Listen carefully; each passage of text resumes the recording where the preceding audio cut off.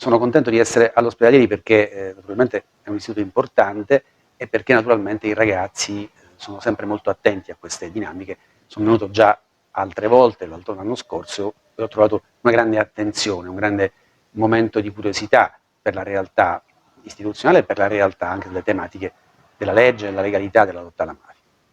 È particolarmente importante riuscire a comunicare ai giovani alcuni messaggi che promanano anche da testi rilevanti come la nostra Costituzione. Sono messaggi che hanno sicuramente oggi quasi 60 anni, ma sono ancora assolutamente attuali perché riguardano la formazione di quello che è stato lo Stato democratico in Italia.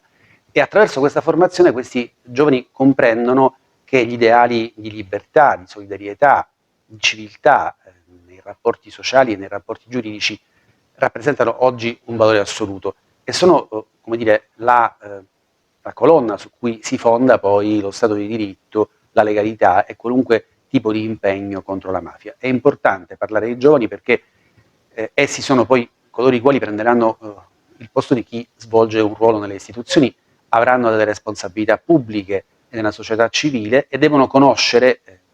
le regole su cui si fonda il nostro Stato di diritto e devono avere quell'entusiasmo indispensabile per fare sì che quelle regole non siano lettera morta, ma siano lo strumento attraverso cui si realizza il bene sociale, si migliorano i rapporti tra le persone, insomma si attua con civiltà il principio in base al quale la democrazia è la realtà di tutti